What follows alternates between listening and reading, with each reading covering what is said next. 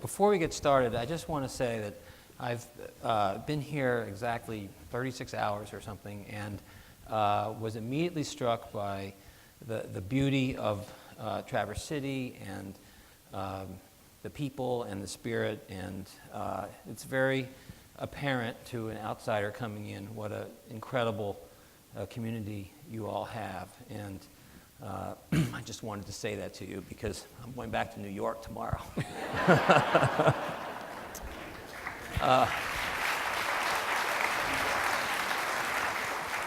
And I want to just add to that, thank you, Colin, for being here. It means an awful lot to me.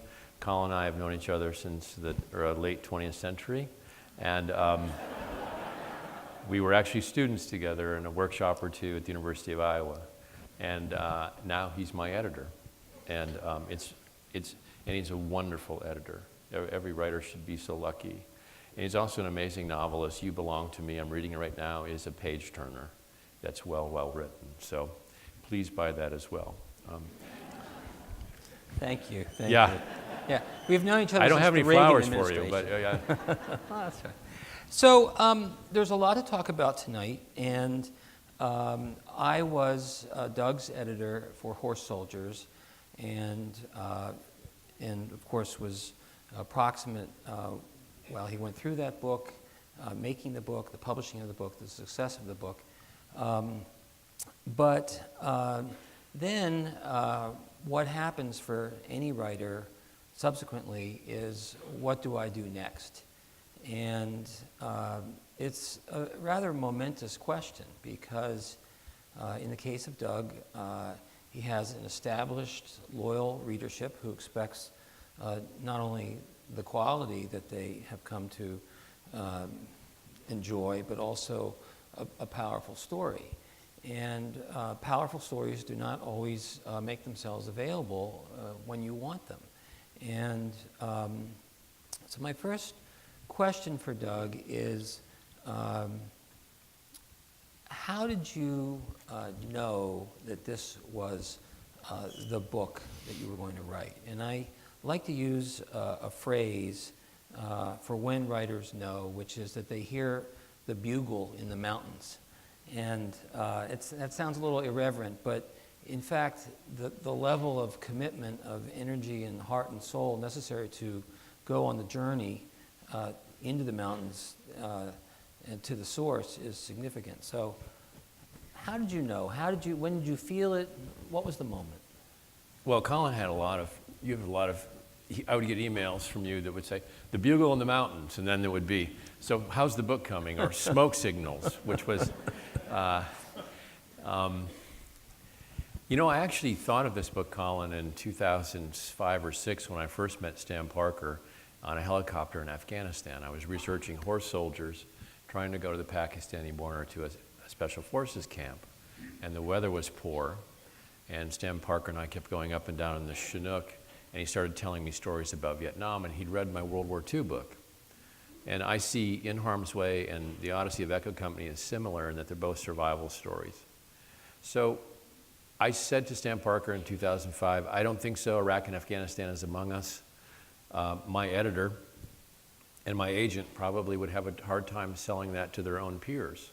And in fact, when I returned, I talked with Colin Harrison, our mutual friend and my agent, and it wasn't the time.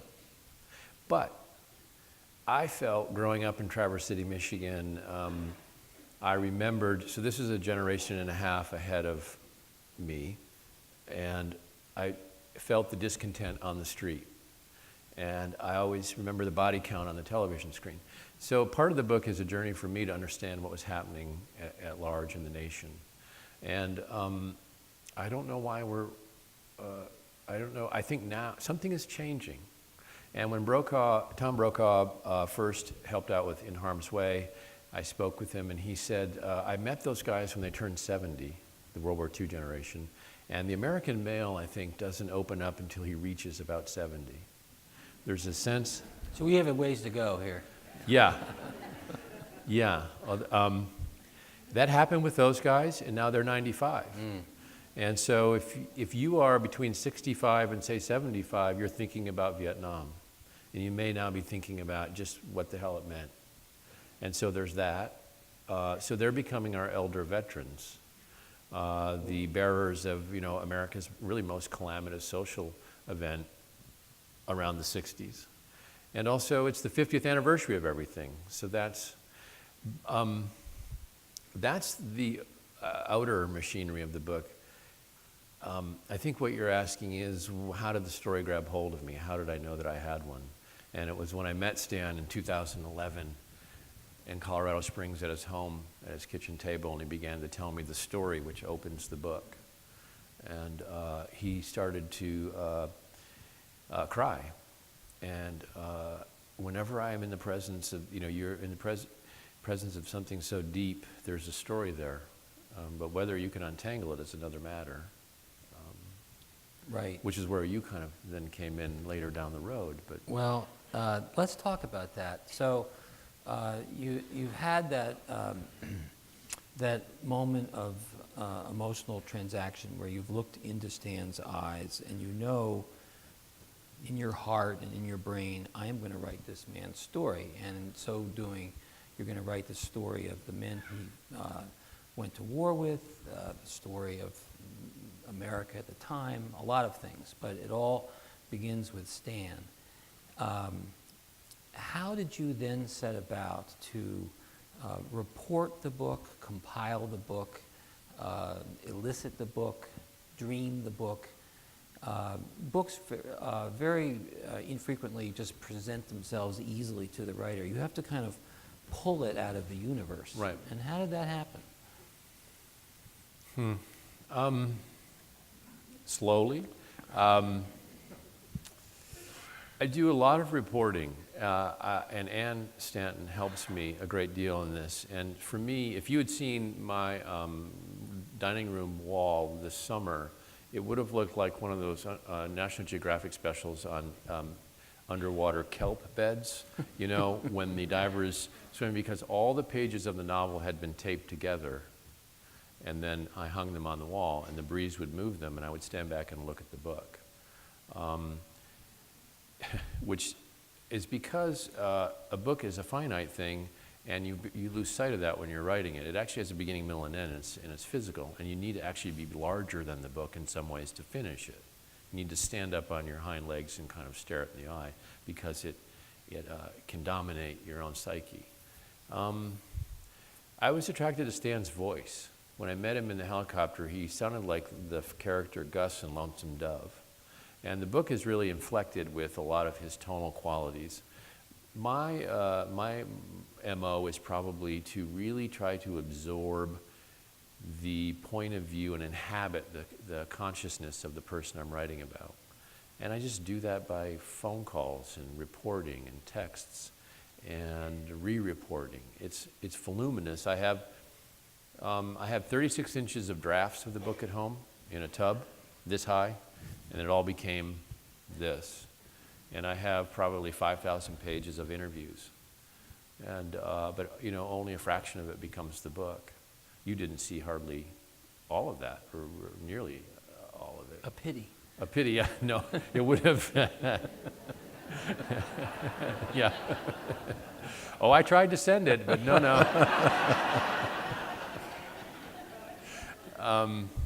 Well, let me just interject there, because as your editor, of course, I'm privy to the process. And one of the things that was clear to me as you struggled, is not too strong a word, struggled to compile and order and sequence and prioritize material, was that there were certain passages that were so powerful that you kind of took a running start at them a couple of times, and that you kept working on them, and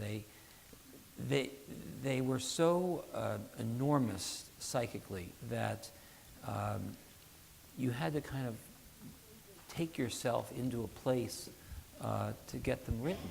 And I'm thinking about the girl with the peaches in particular. And talk a little bit about that, because it's a tremendous psychological task to inhabit the mind of a man who was at the time a boy and undergoing tremendous trauma, and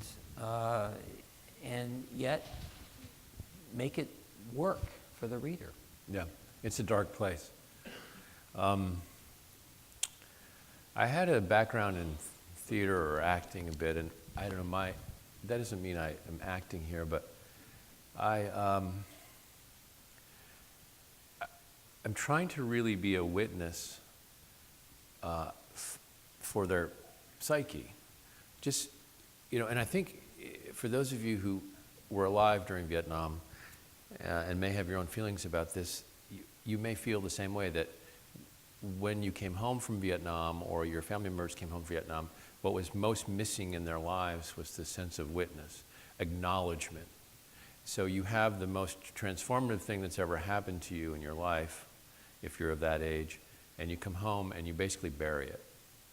And you're told that you cannot remember or repeat that thing that happened to you because first the country doesn't want to hear it, and you don't know how to talk about it. And so the book, and that's what I like. I like to write about people who are trying to make hard decisions at the least opportune moment. And war provides these existential moments where you can peer into someone's soul. And so to do that, though, it requires a great deal of empathy and understanding. And it's made me, I think, a different person, not a better person, but a different person, to try to learn how to just be empathic to people and just listen without judgment and see what's around the next corner. And we don't have that enough today. And we have that with, if you want to look at large in our society, we're missing a lot of that. We're reacting all the time and not listening. And as these guys do get older, and the families of that generation do get older, I think it's now the time to have this national conversation about this war. Because we don't want to pass away, and we don't want to go quietly into that good night with never having put a period at the end of the sentence, which is what happened to you in Vietnam. And so, yeah. And one of the things that happened to you while you were writing the book was that although Stan was forthcoming and willing to talk, although I'm sure you had to pull some things out of him, you also had to go after some of the other members of the platoon who were a little more elusive than Stan, and that was not easy. Right. It was an eye-opener to work on a bit of history which the participants of did not want to speak about. Now, just think about that for a moment. That is a dysfunctional outcome of our society, and we have to get beyond that. But however, to do that, when I'm on the phone, sometimes some of the guys in this platoon, this reconnaissance platoon of the 101st Airborne, would have a very emotional time with me on the phone, and so I would just listen and then not maybe call them again because it wasn't right. It wasn't the right time. But what I'm hoping that the book is, as with In Harm's Way, it becomes something that is slid across the kitchen table, and if you've been in that war, or I was talking to I was downstate doing an interview, and the woman interviewing me was about 30, and she said, "Oh, my grandfather was there. I'm going to read this, and I'm going to give it to him, and maybe he'll start talking with me." And so you use the book as a node, or as an excuse to ask questions. And hopefully by walking a mile in Stan Parker's shoes through this experience, there is some sense of closure, which we don't get a lot with Vietnam these days, but Stan Parker does, I think. I think one of the not just compelling, but transcendental aspects of the book is that you go back into Stan's boyhood, and we are able to watch Stan, the young boy, become a young man, and then a young man who enlists to go to Vietnam, and then becomes a man in full, to steal a phrase, at war. And that's not a bad lead-in to perhaps reading a couple of passages. Sure. Such as the first one that we've talked about. Let me do that. So this whole evening is a matter of firsts. It's the first time I've given my mom flowers on stage. First time I've met my editor in my hometown. And this is the first time I've really seen the book writ large, and this is the first time I've ever read this page. And so thank you for making this happen, all of you. We meet, I want to just, my father, who we met earlier, is the one who pointed out that ultimately this book is also about parenting. And when you read it, you'll see why. And Colin was urging me to go deeper into Stan's childhood, because it actually begins when he's about 6. Stan's life happens around the war, and it really follows Stan's trajectory into present day. And his childhood was so amazing. He was the son of an iron worker in Gary, Indiana, and he lived in 40-some states by the time he graduated from high school. And so he knew the world, and he actually knew his way around the world. And he had a very loving family.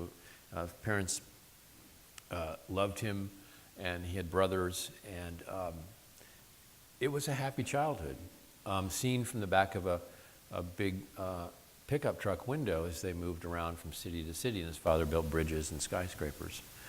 I'm convinced that helped Stan Parker stay alive later, because he knew his way around a room and how to work it. And part of the thing I'm talking about being empathic is listening to Stan's innocence and not trying to be ironic or sarcastic about it, because some people really are that way. And now, before you read this, I just want to say that when I first read this scene, I sort of slapped my head and I was like, oh my God, did this actually happen? It just seems impossibly sweet and naive and lovely, and it captures a lost America. So, go to it.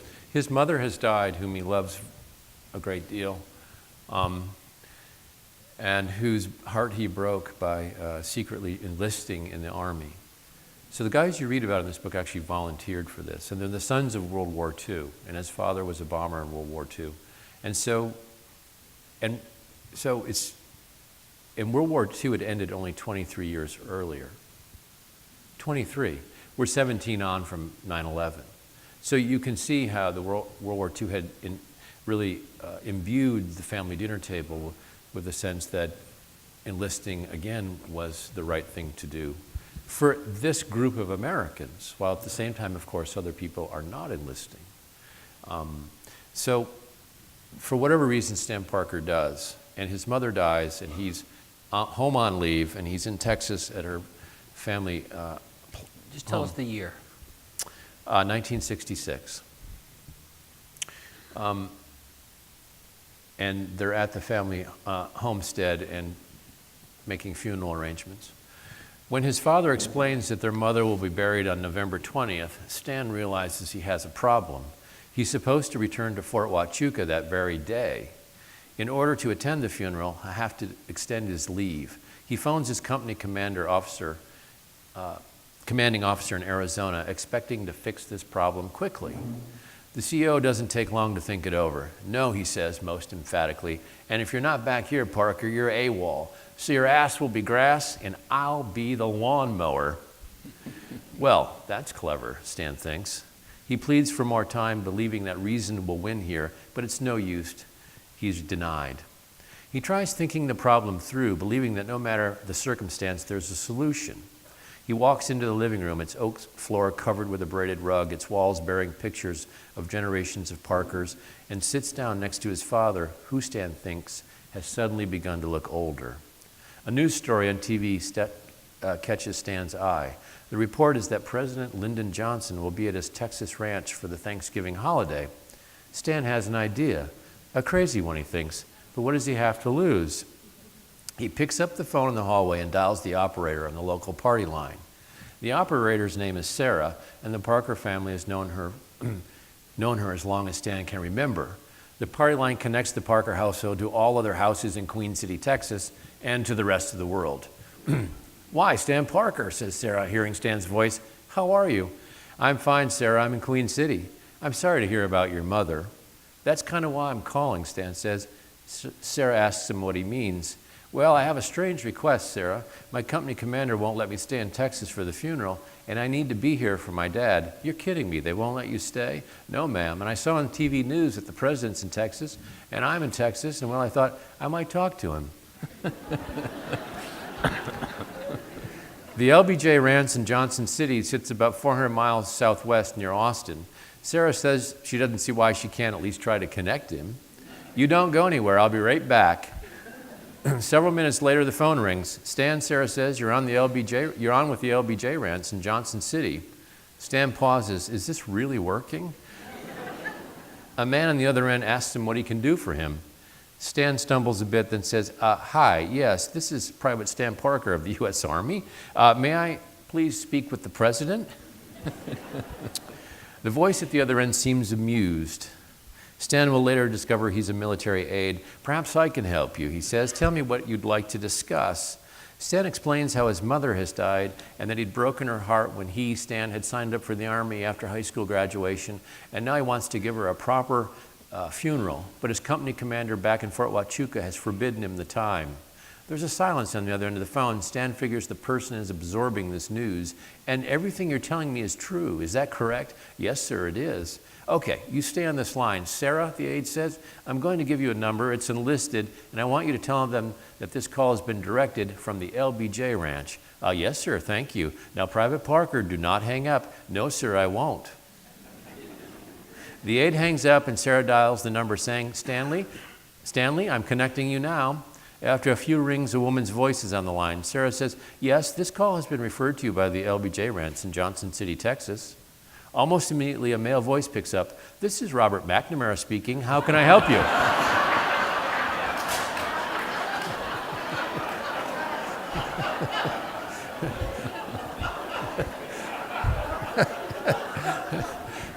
Stan is floored. He's talking with the Secretary of Defense of the United States of America. He presses on with his story about his mother's funeral. Mr. McNamara listens and seems to express shock at the company commander's refusal to extend Stan's leave. He tells Stan that he'll take care of things. As unexpectedly as it began, the phone call ends. The secretary remains true to his promise. The following day, when Stan calls Fort Huachuca again, he learns his leave has been extended. He also learns that the U.S. military will pay for his return flight and even provide a military escort from Chicago to Fort Huachuca. Upon arriving at the base, his escort, an Army colonel, strides crisply into the CO's office, who looks up in surprise.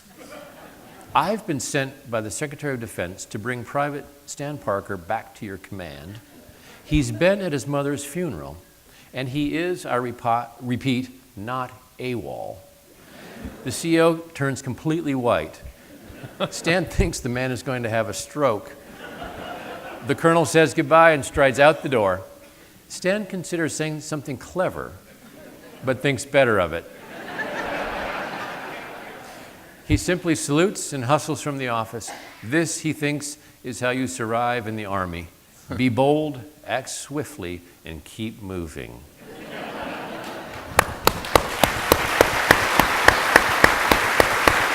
I'm going to lead into the next one a little bit. So that's a fantastic passage in and of itself, and it, in a nutshell, it gives you Stan as he's 18 at that point, and his belief system, his innocence, his sort of intrepid courage to do such a thing. But it also establishes a baseline for the reader, and we're going to go somewhere else now, and we're going to go to war, and Stan is going to be taken to a very far place, and I think that's the next part of it is, you know, he was the person who believed that if you had a problem and you could call the president would fix it, if you could reach the president. Now, that to me is a beautiful thought, right? We all kind of have it.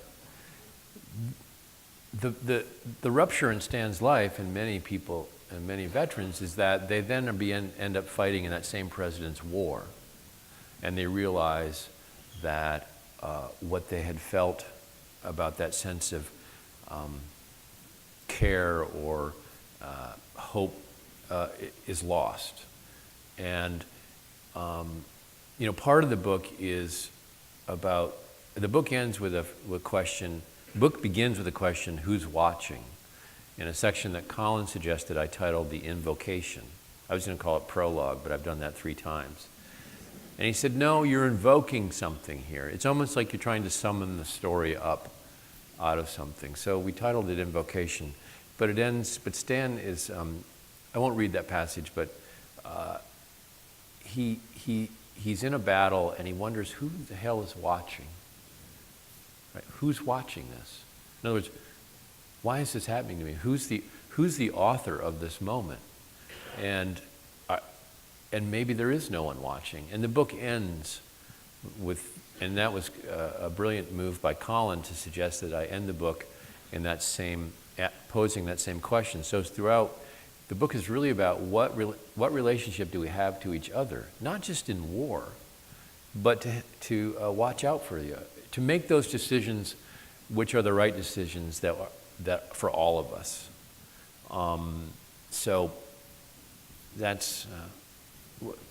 Well, the passage you're going to read, I won't give it anything away by saying that at this point he's traveled far beyond an understanding of causation, sequentiality, and logic, and he's in another place. Right.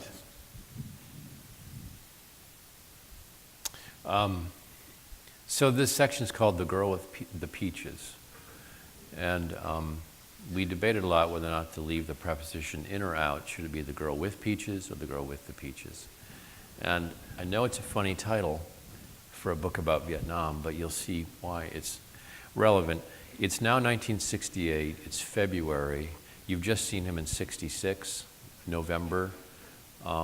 So what is this, 2 years later? You've met him when he's 6. He's been in the country since mid-December. The Tet Offensive kicks off January 30th, 1968.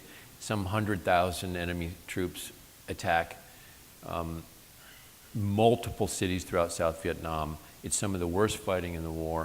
In 1968, over 16,000 Americans were killed. There are 500,000 American soldiers fighting in the war. It is really a peak. And so this young man who thought you could call the president and fix your problem about your mother's funeral is now in the middle of this war. And this to me was the turning point in the book. When I wrote this, Colin, I kind of figured out maybe what the book is about.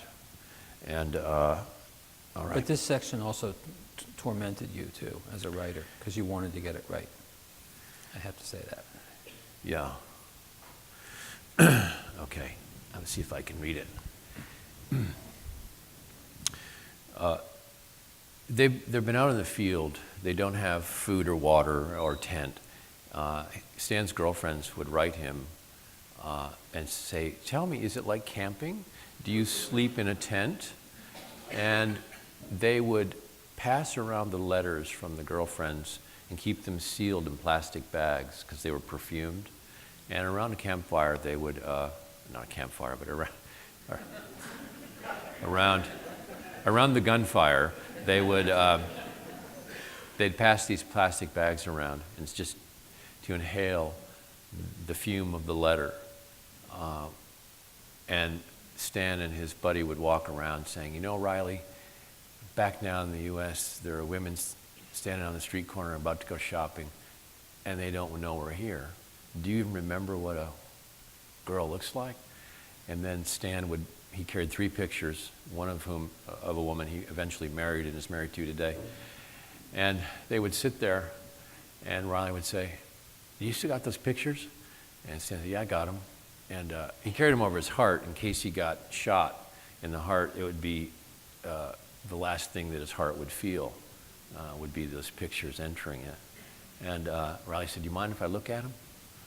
And so, no, I don't mind, Riley. So he'd take him out, and Riley would lay back in the bank, and Riley would just hold him up to the sky and just look at him and just start to talk to the picture. And then, okay, thanks. You won't ever tell him I did this, will you? No, I won't. And put it back. And it was that kind of watching which so informed their experience and bonded them together so closely. They're watching out for each other there, providing kind of a parallel universe to the ugliness. And this scene is about that ugliness. Stan is walking in a gray drizzle with Al Dove and Brian Riley, wrapped mummy style in clear plastic shower curtains they've torn down from the shower stalls at the nearby schoolhouse. The curtains are their only protection from the cold rain. Their weapons poke through a part in the curtains, and they make a strange sight like translucent beasts. Stan sees a little girl standing in the middle of the road up ahead, watching the groups advance. She looks scared, filthy, and very alone. As he gets closer, he sees that she's also very young, maybe 6 or 7. Her hair is tangled and her face is dirty and streaked with tears. Stan takes off his shower curtain and offers it to her. She doesn't move, so he wraps it around her, but it's too long and bunches around her bare feet. So Stan takes his K-bar knife and hacks away at the extra length to shorten it. She doesn't say anything. She does not ask for anything, nor does she stand back and shy away. She stands there looking at him, mute, impassive, courageous. Stan feels the need to do something for her, but he simply stares at her in his confused, sleep-deprived state. He looks and looks at her, and then he has what he can only describe as an epiphany, an awakening, as if his eyes are snapping open after a long nap. He is able to see the whole lousy war through her eyes, the shooting, the killing. Images roll back and forth over her face, and he watches them pass before them, a movie of who he is, who he was, and who he's becoming, an animal, a killer, a young man who is filled with hatred, as President Johnson had predicted all young men would become in the jaws of war. He has this overwhelming desire to make the girl safe, but he doesn't know how. He wants to give her something, clean clothes, food, a future. He has nothing to give her except his attention. Then he remembers he has a can of peaches in the canvas bag on his chest where he stores his Claymore mines. He pulls out a heavy can of the fruit and bends to offer it to her. The can is large in her dirty hand, which sags under its weight. It's okay, he tells her. Go away now, and makes a shooing gesture with his hand. He would like someone to come and take care of her. He would like to come back to Vietnam as another kind of person and be able to offer her some peace and attention and safety. It's quiet between the two of them, punctuated by the rustle of the shower curtain wrapped around her thin shoulders. She stares at the can of peaches and then back at Stan as if asking him what she should do with this. It's then he realizes he's been left behind by the rest of the patrol. He knows they're in a no man's land where he could run into any number of enemy, and he feels terribly exposed. Al Dove and Brian Riley, already far ahead, are calling out to him, "Come on, man, we've got to get out of here." He finally turns from the girl and touches her gently on the head and says, "Goodbye," and runs to catch up. He rounds a corner and sees the other guys up ahead. A few seconds after that, he hears gunshots behind him. Not the girl, he thinks. He wheels around and runs, his gear flapping around his body as his arms pump faster and faster. He turns the corner, and there she is, a tiny clump, no bigger than a pile of rags in the street. Looking down the road, he sees 4 MVA soldiers fleeing among the buildings. He levels his weapon and fires at them, but he misses and curses himself. How could he miss when he'd killed so many men before? Stan runs up to the girl, looks at her, and drops to his knees, crying. Why, oh why, oh why, he wonders. He knows why. Because he's a bad person. Because he's an American soldier. Because he's a man filled with madness. He looks down at her, still holding the peaches, her hand tightened in spasm around the can. Her fingers are incredibly slender and tiny. Why did he give her the can of peaches? He would love more than anything to reach back through time and take them back. She's dead because she accepted the Americans' peaches. The irony is that if he'd had no compassion for her, if he'd ignored her, she'd still be alive. He might as well have aimed his rifle at her and pulled the trigger himself. Stan looks up at the sky, shuddering, and he starts howling, a hoarse cry, emptying from his stomach, more animal than human. The rest of the guys come running back to him, and they stop when they see him. They're unsure what to do. They look at him and start circling as he rocks back and forth in the street. Brian Riley finally walks up and says, "Hey man, we have to get out of here again." Looking around for the return of the NVA, "Let's radio this in and go." Riley then calls in the sighting of the 4 soldiers so that the others in the battalion can be on the lookout. Stan reaches over and picks up the little girl and cradles her. She's warm, her chest is soaked with blood. He thankfully figures that she died instantly. He walks with her in his arms across the street to an empty building. It's been bombed and reduced to rubble, but the front wall is standing, and he thinks that she'll be safe there, away from the street. Next door is an apartment building that's been bombed and empty too. Dove and Riley want to leave, but Stan refuses. He tells them that he will not leave the girl there alone. He tells them he wants to sit across the street in the safety of another building, a hidey hole, and wait to see who comes passing by. Maybe the bastards who shot her, or some of their friends, or maybe her family, or someone who knows her. But either way, he can't leave her like this in an empty building alongside an empty road as twilight falls now. The other guys try to convince him, but Stan won't leave. He sets up an ambush position across the road with his M16 trained on the building where she lies in state. Through the long, cold night, he thinks he hears footfalls in the dark and the steps of the approaching enemy, but nothing happens. And as sun rises, he gets up feeling sore and stretches. He has that feeling worn out, rinsed out after great strain, as if the terror of the past days had burned away his nerve endings. Across the road, he sees the rats. They're crawling all over the girl. He can hear their scratching, and he puts it all together. Oh, God, no, he thinks. Real calm, he lifts his M16 against his cheek, takes aim, and fires. One of the rats goes flying backward away from the girl, and he aims again and fires again. Another rat cartwheels away. Stan thinks the report of the carbine would have scattered the rats, but they are persistent. He starts firing more rapidly, knocking them down. He keeps firing even after the last rat is dead, getting more excited now, feeling his nerve endings coming back to life as if sprouting through his skin. He keeps pumping rounds into the dead rat bodies. He shot them all, every one, at least several dozen, and he says over his shoulder to Riley, calm and spooky, "More ammo." And Riley, without objecting, hands him another magazine, 19 more bullets, and Stan jams the mag up in the receiver and charges the weapon and begins firing some more. He fires several more magazines, then stop, and it's quiet, real quiet. Dove and Riley tell him, "It's okay. You did good." Stan realizes he's gone berserk.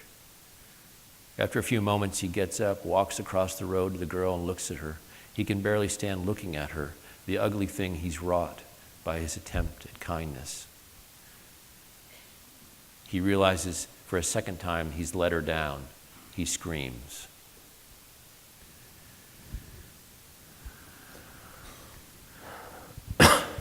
So That's follow that, Colin. okay. Well,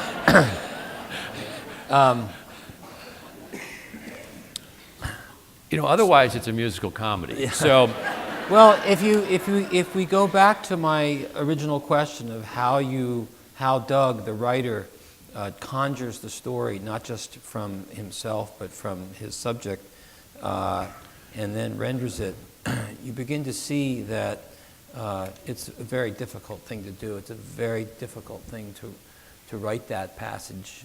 We're all affected by it. I've read it many times, and I'm still affected by it.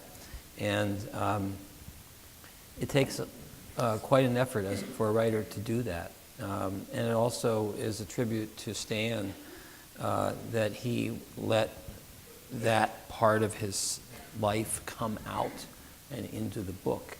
And I think that's not a bad place to run your video, and we can meet Stan a little bit. Stan Parker and the members of the recon platoon were brave for 2 times. First, for having survived this ordeal, and there are other men in the book as well. And in some ways, unfortunately, Stan's story has to stand for the many. And there are many more stories out there equally worthy of telling. And brave also then, secondly, for talking to me. Let's just think for a moment, would we have the courage to tell that kind of story about ourselves? I don't know. It took a special person. It took a person to be in the helicopter in Afghanistan to pull me aside to ask me to write this story. And that's a difficult passage to read because it troubles Stan to this day. And that is the national tragedy. Stan is not alone, and there is so many of these stories out there. You know, we've talked about this. And how are they going to come out? So we're going to drop the screen and meet Stan Parker. It's the best we could do at the moment. Ann Stanton is in the video. I'm in the video. Stan Parker's in the video. His platoon mate Tom Souls is there. Tony Demon, who's in the audience, he's my brother-in-law. He took the amazing pictures for the book and the video. And my sister, Deb, is here as well. I'm sorry, Deb, I should have had flowers for you. So I just wanted to preface that. We went back. This is a short video. It's about 5 minutes about how we reported the book. And it's also, when you read the book, you'll get the bigger picture. There's a very big surprise in this video as well, something that happens to Stan.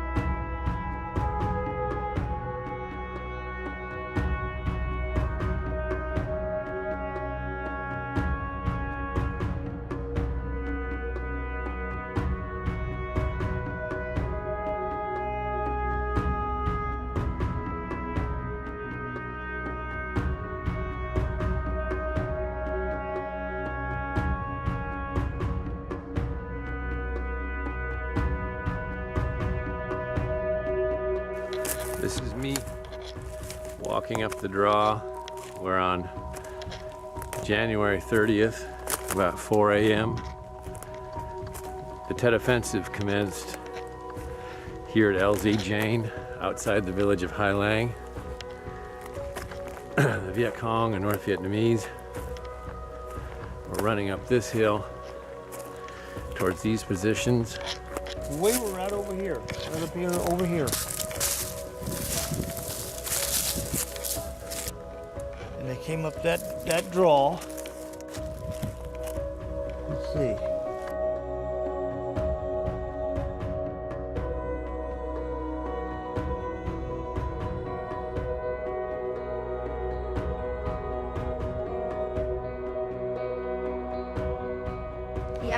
Hồi này gọi là tiểu đoàn kỳ binh bay. Who are you? I say, you are me, American soldiers, at this place. This was our Kỳ binh bay. He say, infantry. Is it? Yeah. Infantry? Paint the color to appear at night time and kill one by one. Yeah. And when you found them here, you came and you kill them. So Yeah. they had to be killed on. Yeah. If they, He knew that. Okay. He knew the reason why Right. you come here. right, He knew the if they reason. hadn't have shot him, we would have not known they were here. We would have not come, you know. Người vì chẳng may bay bị He thương. says you were wounded, and it was why the American soldiers tried to burn things to attack back to vengeance. the local soldiers. Tinkle and High Note both got shot right here. It was a little further back than that, probably maybe only 25 meters. And finally I was able to raise up and shoot the wall across this Road. road and into that, and there was a bunker there. It was attached to a house. There was a thatch hut, and the bunker was part of it, and it went into the bunker and blew up. And that's where I got up and went over there, and as I finished it off, the other NVA soldier come running from over that way. He ran right up beside me. He thought I was one of him, and I thought he was one of my guys.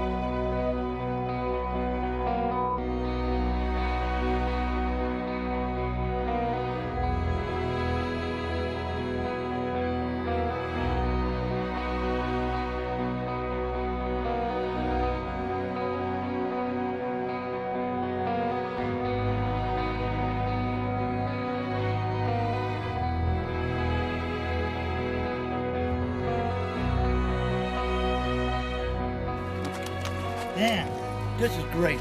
I tell you what, my day has been made. Man.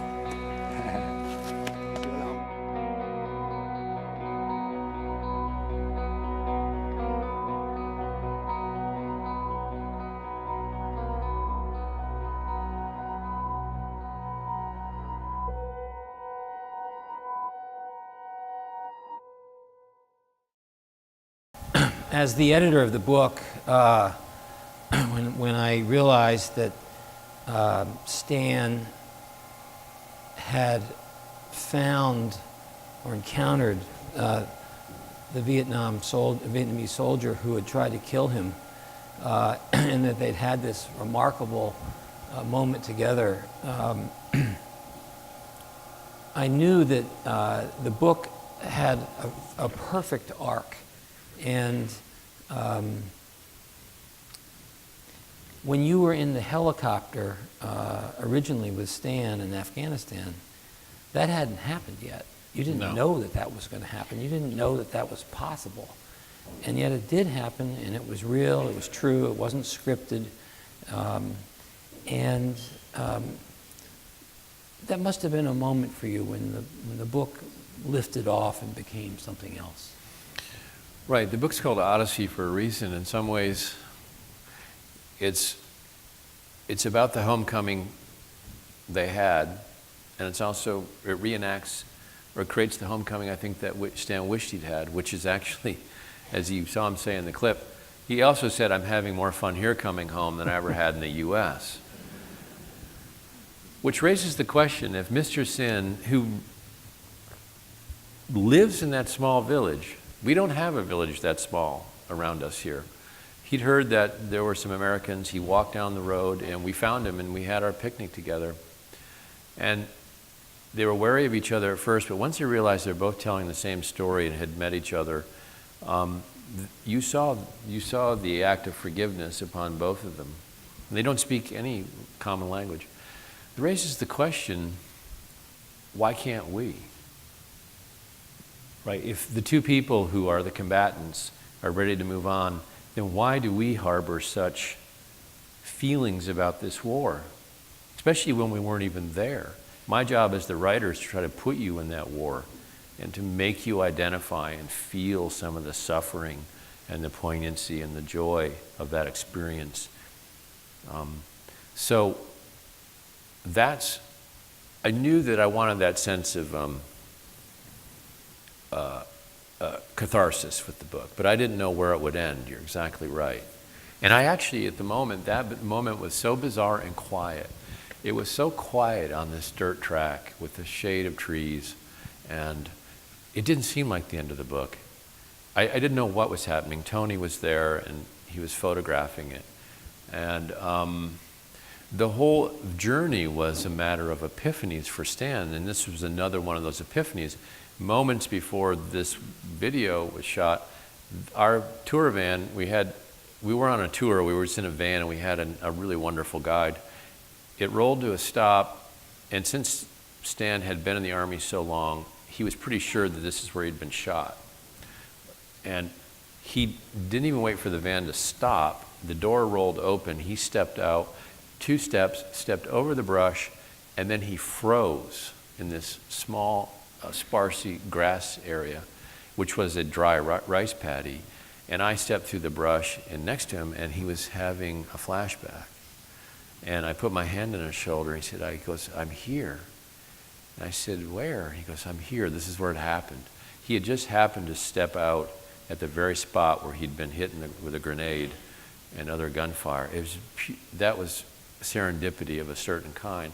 And then all the gears and the pieces of the puzzle, and then when Mr. Sin walked down the road, everything snapped back into focus for him, and the sense of disconnect in his life was dissolving, and there was a sense of order now replacing that sense, because he was remembering and thinking of things. So it was almost as if he had that author back in his life who was telling him, this happened and that happened,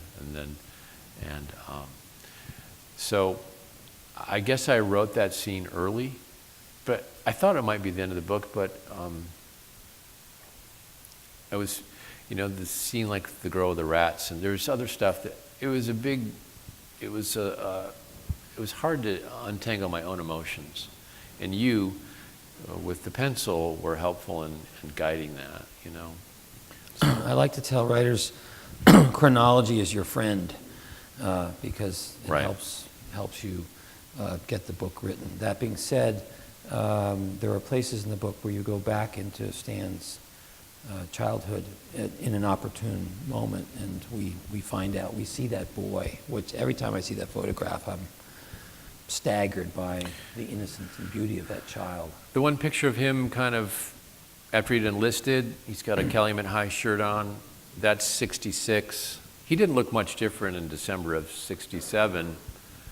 And then that picture where he has the 1,000-yard stare, that's only after 8 weeks in the country.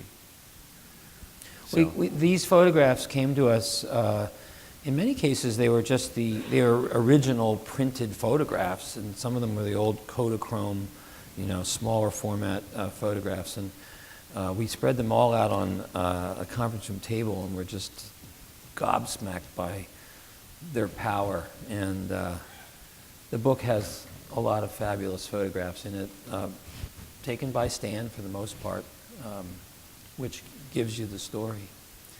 I think it's time maybe to take some questions. Did you want to do the Dwight Lane deal? I wanted to do the Dwight Lane deal, and then we'll take some questions. I'd like to do the Dwight Lane. I got that. Yeah. The reason I want to do it is that, we're talking about time. Right. And I think one of the things we can give each other is a sense of order in time. And chronology is our friend. And one of the things I was aware of when Stan's having this moment in 2014, and he's back in 68, that you're literally flashing back between dimensions. And that's a very difficult thing to deal with for any veteran, for any of us. And a lot of these maladies we're talking about are true today of other people you may know coming back from Iraq, Afghanistan. So since a book is written, since language only works one word at a time, in a sense of time. It's hard. It's not like painting. The writer is always challenged to figure out how to communicate time shifts. And Colin and the publishing house, Scribner, were kind enough to let me do some things with present tense, which I don't normally do. Let me just add one more thing before you read this section, is although the book belongs, in a sense, to Stan, we do get to know some of the other men who fight with him. And after the war, the question naturally arises, what happened to them? And can we glimpse them? And I would say in some ways this was some of the most difficult reporting. Isn't that fair to say? That just finding them in time after the Vietnam War. And luckily you were able to get this. Yeah, we drove down to Dwight Lane's house in Indiana, and doesn't use text or internet, so everything with Dwight is on the phone. And so I both visited and called him a lot. And I was just struck, this scene in particular is about that shepherding that Dwight is doing in the memory of a fellow named Charlie Pyle. In this book, a guy named Charlie Pyle is killed at one point, and many of the platoon would mark time by saying this happened after Charlie died, or this happened before Charlie died. And so it became a touchstone, but yet when Charlie left, deceased, they really never thought of him again. They had a habit of not learning first names, but only last names, and because it was one more thing to forget. But in this case, Dwight Lane can't forget. And this is what he does in homage. So this section's called Wandering, and now the men are coming home after their tour. The TED is over. When Dwight Lane comes home to Woodville, Indiana from the war, he hitchhikes the last few miles to his family's farmhouse. His mom, Vernile, and dad, Earl, are still at work. His mom is a housekeeper, and Earl operates the sewage plant at the nearby state mental hospital, and the house is empty. It's snowing when the last car drops him off. How does a man come home? When you have seen terrible things, shot, killed, maimed, quivered, and quaked at the moment of truth, with the shells coming in, how do you come home from this? Dwight stands at one of those old picture windows, single pane, thick, like the glass of an aquarium, and as he stands close to it, he can feel the winter coolness seeping through from the other side. He looks at the cornfield out the window with the snow falling and the cut-off yellow corn stalks holding a dusting of dry snow on their cut tops, about the diameter of sawed-off leg bones, hundreds of them lined in rows, knee-high, their tops mounded with snow. The bones go on, row after row. Dwight is tired and sunburned, and the house is so quiet and so empty of anything, but especially the guys. The guys, where are the guys? He is sure he's about to crawl out of his skin. He tries to make sense of Charlie Pyle's death and discovers, as far as he can tell, that there isn't any. It happened. Charlie died. This is the best he can come up with. Dwight had joined the Army to escape Indiana and see the world. Growing up, he often wondered about the scars his father had gotten in World War II, which the old man never talked about. It will be years on his father's deathbed, in fact, before his father would tell Dwight what he thinks of that war, marching across Europe, the bodies that will spring up in his field of vision years later, back in Indiana, when he's just idling along in his life, trying to be Dwight Lane's father, and sometimes failing and sometimes succeeding. But Dwight, if he had been able, as he knelt in the rice paddy with Charlie Pyle in his arms, Dwight would have chosen with all of his might at that moment to slide forward in time and come to rest at his father's deathbed, and he would have bent close to his father's lips and listened as the old man explained how to understand the death of Charlie Pyle. What would his father have told him, he wonders? Accept it, move on, accept death? He doesn't know what his father would have said, and he knows that he never will.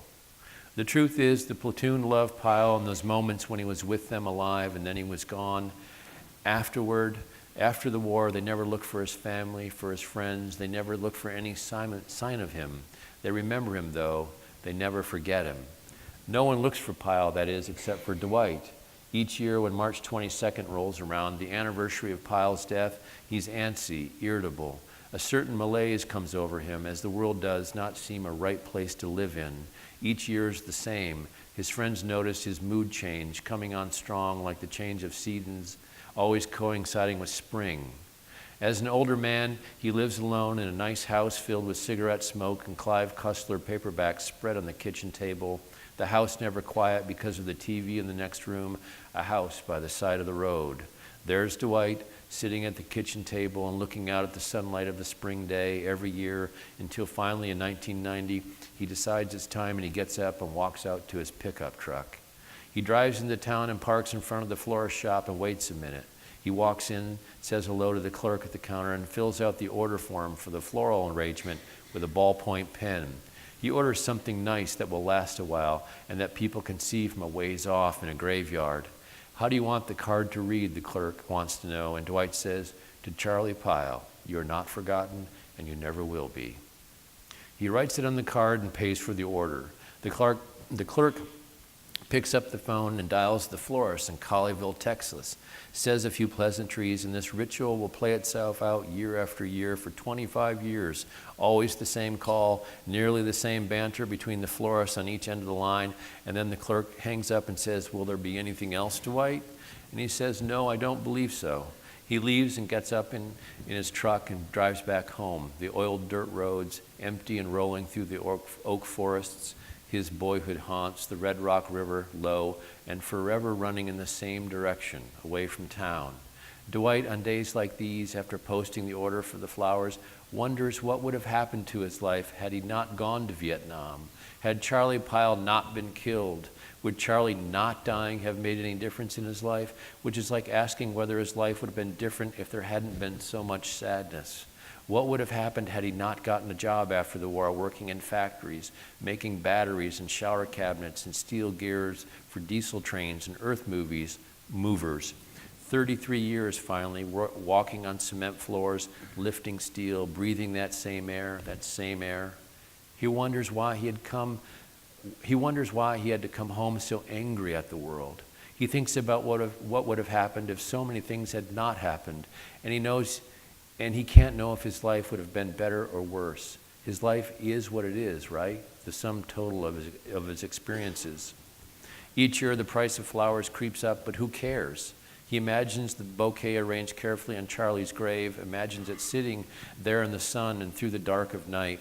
He's on near total disability from the war, PTSD, bad back, insomnia, and he spends little of his money. After 9/11, there's little incentive to travel, to see the world, because these days you have to take your shoes off at the airport, and it just seems so much hassle to go anywhere. At night, the visions of Charlie and so many other things come back. Each time Dwight orders the flowers, he promises, I'm going to go to Texas someday, and I'm going to see Charlie's grave, and I'm going to bring the flowers myself. But he doesn't know if he'll have the courage. But in 2008, he decides it's finally time to visit. He finds the cemetery in Texas and walks the rows until he locates the simple marker placed there, a bronze plaque cemented into the ground.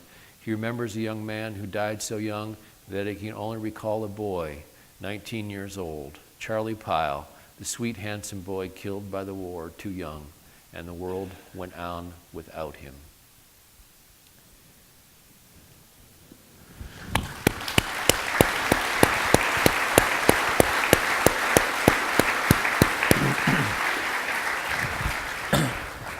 One of the things that I tell young writers who want to know about what it is to be a writer and what they are to do with themselves is I say to them, if you're going to write, you have to understand that you are a kind of a thief. And they don't quite understand what that means. And what I say to them is that if you are to write, you're going to have to be impolite, and you're going to have to ask questions that people don't want to answer, and you're going to have to go places by yourself and find out things that are otherwise hidden. And the thief part of it is that you actually are going to steal the gold of human truth from the people who have lived it. And you're going to take it and you're going to work with it and make something of it. And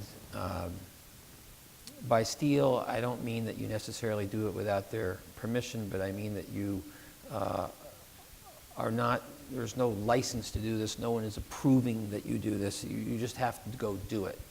And the only requirement, I say to the young writers, is when you steal this gold, you have to give it back. You have to give it back to the reader. And I think that this is a wonderful example of the writer going and finding the gold in the moment, a quiet man ordering flowers in the middle of nowhere. And Doug, you've given back us the gold, the importance, the truth of what that's all about. So thank you. Thank you.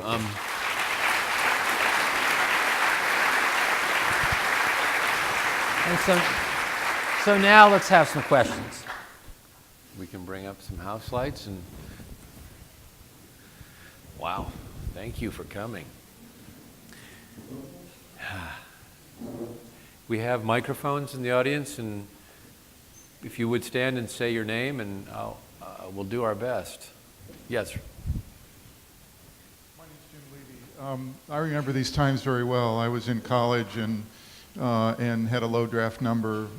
I didn't go to Vietnam, and thanks to the blessing of a serious injury in a car accident. After that, I remember speaking with a number of Vietnam veterans and hearing stories very much like yours. I was elated when we finally withdrew from Vietnam, including the famous photograph of the helicopter taking off with people virtually clinging to it. My concern is, as a nation, what do we learn from this? Have we benefited from the experience? Does it all mean something for our political awareness? I wonder if you have any thoughts about that, where does this leave us in 2017? Well, it leaves us in Afghanistan for 16 years. Ponder for a moment the similarities between the Gulf of Tonkin resolution in 1964 and Colin Powell's address to the United Nations in 2003, both which we know in retrospect were spurious reasonings to enter into conflict. Yet we have not treated those veterans who went after the Powell speech to Iraq or Afghanistan in a way that we treated the young men who went to Vietnam after the Gulf of Tonkin. And that's something to ponder. So we have come a ways in the way we are able to separate the war from the soldier. And I don't know if that's political or what it is. This book is not political. This book is about human beings and the state of their soul, what happens when they're asked to make the most supreme existential decision, which is to kill another person. And that cost is enormous, and you never recover from it. You don't. And you carry it the rest of your life. So how far have we come? Perhaps by this and the Ken Burns documentary and other books coming out, that we are aware of that cost. I have nephews that are Iraq and Afghanistan, but so I've been, and I wrote about that war. I think now is a national moment to come forward and be aware of these costs, because it's true. We've been shopping and they've been fighting, and it's just a moment. We're not going to be smarter or better looking or richer for reading this book or being witness, but we will be different in some way. And I hope I've answered the question, but there's one over here. Hold your hand high and we'll come. There you go.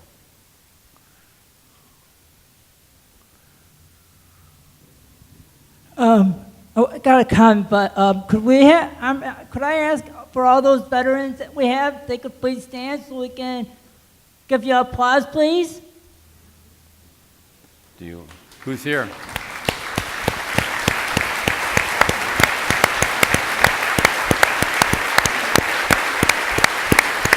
A lot.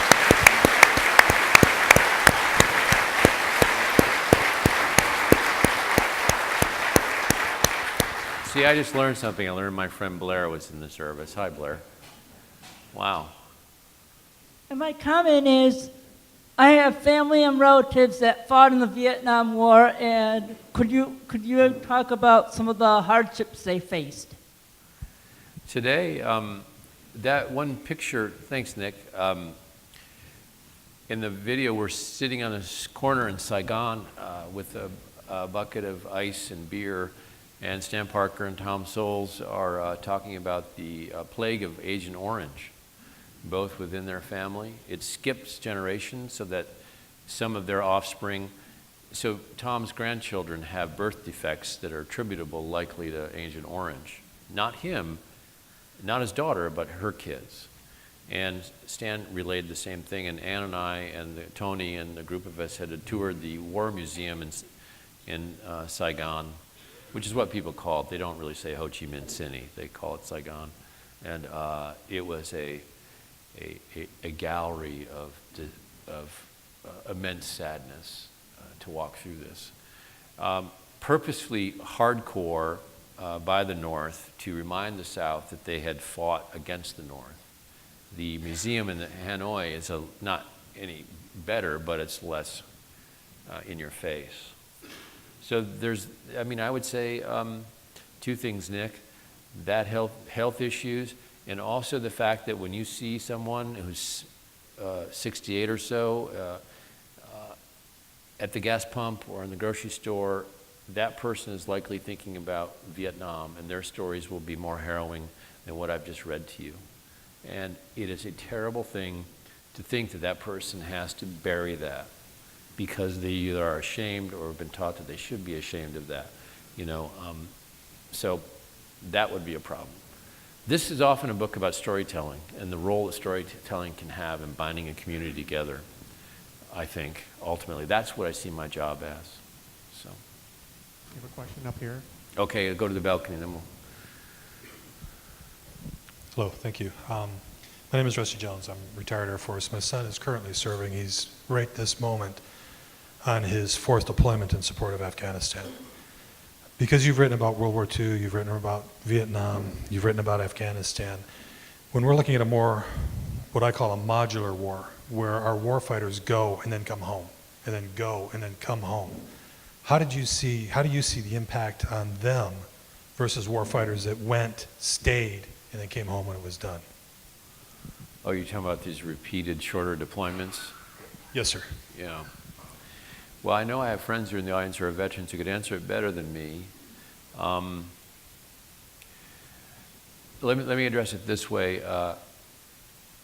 In total, the Vietnam veteran may have seen more combat time in an intensely packed time span than the World War II veteran who would go forward to the line and back.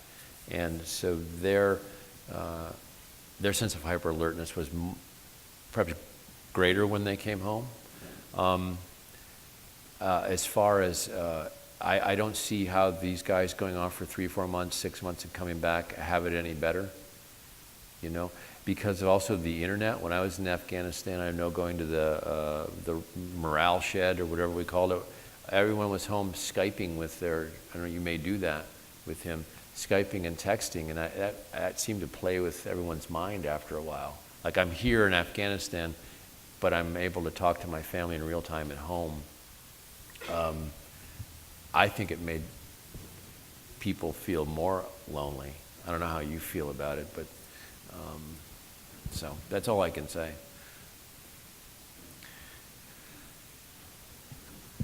Good evening, Doug. When you wrote the Horse Soldiers, you were talking and meeting with what I would guess is your contemporaries, guys your age. When you were writing this book, how did you balance the two? I'm not sure if I'm conveying the question, but what was the main difference in doing these two projects? Well, they haven't talked. So, well, the Special Forces soldiers hadn't talked, but they wanted to. Everyone else in the quote War on Terror has kind of written a book now. But, I mean,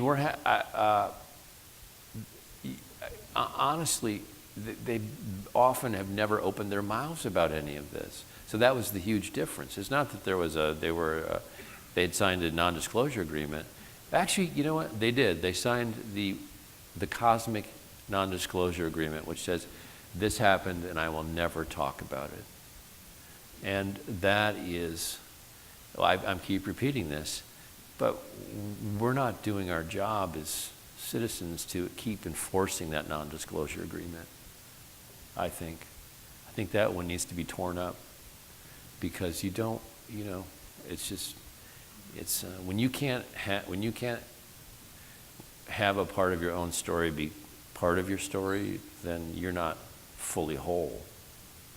So, couple more. Yes, Sarah. I would say too, Doug, you asked about how we hear these stories. And I think one of the things that we can do as a community, knowing that these people are within our community, is to be willing to listen to their stories, to be open to listening to their stories when they are ready to tell them. Right. When they're ready. That's a good point. Let's take two more. And We have then a question up here. We're up in the balcony.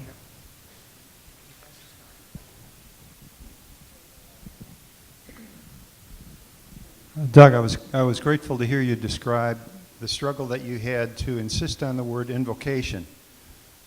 Prior to that, you used an epigraph from the Duino elegies that was very profound. Later on, you mentioned epiphanies. Finally, after the embrace, you described that embrace by first calling it transformation, but then you stay with it and you say transubstantiation and communion. Can you say something about the way the sacred found its way in this? I think you've summed it up. You're the only one to get it. There was something. The first step that Stan Parker and a lot of these guys, and perhaps a lot of people in the war, took home was the very first step off the first helicopter. The moment they landed, they're trying to get home. Most journeys don't go that way. You go out and you come back. And so there was a sense of the spiritual change in Stan's life. You saw that picture, that high school picture, and then that look on his face. So it is existing in the spirit world. There's a scene in the book where after he meets Mr. Sin, he gets shot, he gets retrieved, he's medevaced out, the helicopter gets shot down and falls about a mile from where we were standing there. And then they come in and start strafing the ground, and he has to get up and run to another helicopter that lands. And he's just been thrown out, he's been shot and he's been thrown out of this helicopter, and he is convinced, he feels someone warm around him and moving with him because he can barely walk. And he heaves up into the helicopter and he turns around and he says to the pilot, where was that other guy that was with me? And he said, you weren't anywhere. He's convinced that someone was with him. And so when he told me that, I just listened. I mean, how can I say no? In the book, I don't know, Colin, you either believe it or you don't. But what you do know is that that's what Stan Parker felt happened. And that's what I mean by being a witness and being empathic. That was his experience. And Right. It's the passage does not need to conform to any conventional religious interpretation. It just is spiritual, and it is what he felt, and that's good enough. That's plenty enough. One more? Yes. My name is Jack Siegel. I feel like I've just been hit by a piece of shrapnel when you read that piece about visiting, sending flowers to the grave. When I go to Los Angeles, which I do frequently, as you know, I visit the grave of Larry Stephan. And he and I went to OCS together at Fort Benning, and he arrived in Vietnam 3 weeks before me because I went to jump school and he didn't. And he was dead by the time I arrived. So what you've done is, I thought we might get tonight Ken Burns without the cool music, but what we really got was, instead of 50 million pictures and the entire supposed story, you have crystallized it down into one story, which applies to maybe 50,000 guys who were there. So for that, I thank you. Thank you, Jack.